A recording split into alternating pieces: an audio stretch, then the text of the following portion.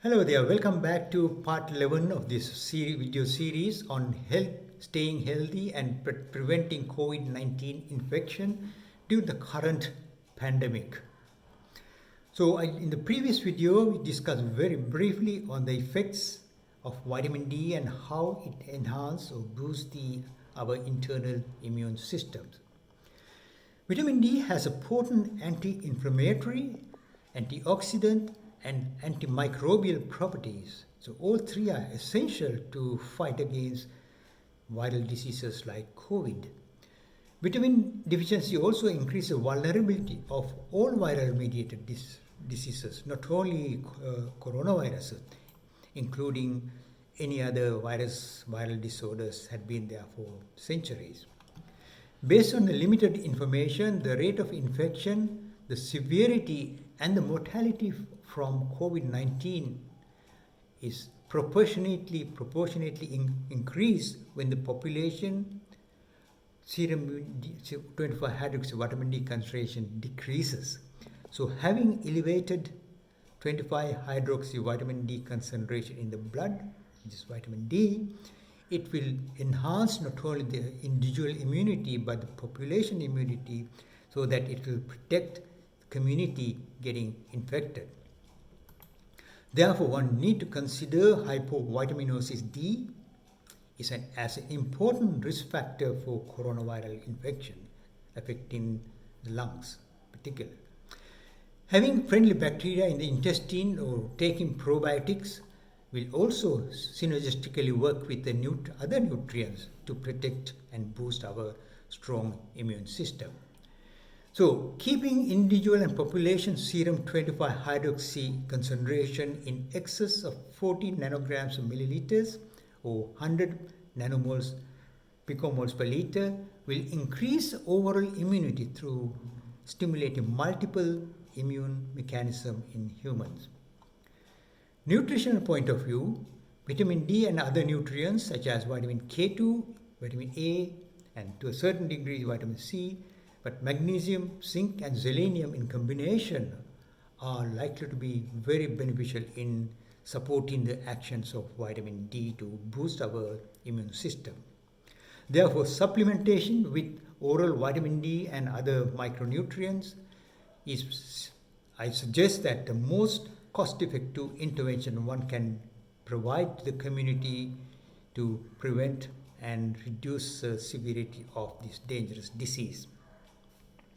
In fact, I suggest that making people vitamin D sufficient is as efficient or productive as getting vaccines against this particular disease.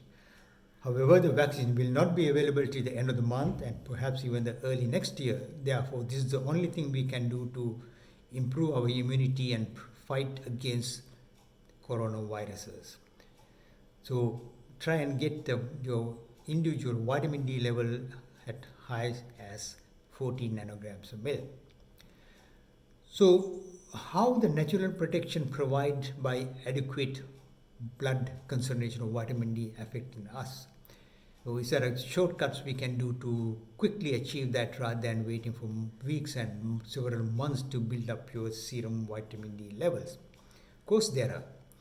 Maintenance of mentioned vitamin D concentration in the blood reduces chances of spreading of all coronaviral diseases and lessen the severity and mortality from the disease. For example, in the hospital and quarantine setup, administration of one capsule containing 600,000 of international units of vitamin D will protect them within 24 hours of the administration of this natural vitamin. And effects can be last up to about 8 to 10 or 12 weeks. So that it provides the window of opportunity for people to develop their own immunity and come out of this COVID-19 mess. Alternatively, it can be taken as a 50,000 unit capsules, which is available, taken once a week over a 12-week period. If necessary, this can be repeated at a later date.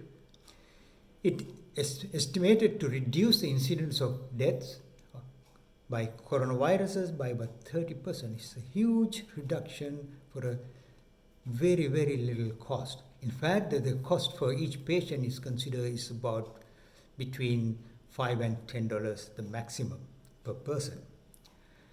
So even if you save one life, that's savings enough to treat about 10,000 people to protect themselves from coronaviruses. Either of these methods can be used to boost up the immunity. However, taking daily doses of anything like 400 to 1,000 to even 2,000 will take months or sometimes years to build up your vitamin D level. So it's not going to be helpful in this acute situation. If you have only that's available, you need to take a bunch of capsules together to increase the dose of that. So with the cost of managing one affected individual in the ICU setup, which varies from $10,000 to $125,000, you can convert that to your own currencies. One can protect approximately between 10 to about 20,000 people in the community by providing 600,000 international units of vitamin D through one capsule or 12 capsules of 50,000 units of vitamin D. So such a simple and non-invasive and effective way to prevent the disease and to reduce the incidence and the severity and the death from coronavirus. Yet, virtually no one practices this simple and perhaps the most effective intervention one we could offer other than the sophisticated high-end medication that may or may not work. Most people can achieve this free by exposing a third of their skin surface to direct sunlight, not through glasses and windows as ultraviolet B lights get filtered through the glasses, so nothing might come inside the house. So you need to do that on about 30 minutes each day, preferably in the morning from 9:30 to midday, as in the afternoons and evenings are too hot to be outside in tropical countries. The amount of vitamin D generated during sessions could be anything from 7,000 to up to about 15,000 units each session, which is more than adequate to protect from the coronavirus mess. So these are produced from the skin and then transported to the liver and then to the kidneys to get activated, which can take about 2 to 3 days to get in the active form to get yourself protected.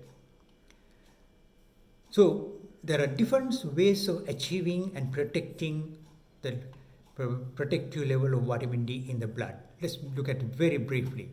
So the mentioned vitamin D level can be achieved through the oral supplementation of vitamin D, as I mentioned, either with 600,000 units or 50,000 units capsule once a week, or even you can take daily to get that efficacy, or you can go to the sunlight, exposed to the sunlight, and get it free from natural sources. This regime should be continued until the threat is over and repeated if necessary if the COVID-19 or similar thing re-emerges in due course. Such supplementation could save thousands of lives, literally. Yet no one is practicing this simple and very effective way of addressing coronavirus. So there's a third way of achieving this, actually, to get the governments to mandate food preparators and manufacturers to fortify certain staple food with high dose vitamin D, at least during the outbreak and until it's over in few months. This can be actually implemented within a week if the government is serious and mandate the manufacturer to add vitamin D, natural vitamin D, into most commonly eaten or drink food like milk or rice, bread, or whatever the commonly is depending on the community where you live. So food supplementation can be used as a real effective tool to improve the community vitamin D level within 2-3 weeks. But again, I have not seen a single country is doing such an out of the box, yet simple, and we have the technology to do that Every country has the technology, basically. It's a matter of understanding the principles and mandating the manufacturer to do so. The goal is to bring the serum vitamin D concentration in the nation to the protective levels above 40 nanograms a mil to fight against COVID-19. Remember, that is also will allow the community to develop what we call the herd immunity, which is very, very important principle in immunology and controlling infections. So that gives the opportunity to develop that too to prevent future outbreaks. These can be extremely cost effective. So in the next video, I'm going to talk about the changing current trend of the infection. Interestingly, it's no more affecting only the elderly. We'll discuss in the video 12. Thank you and be safe. This is Professor Sunil Wimalawansa, Professor of Medicine, New Jersey, United States of America. Thank you and take care.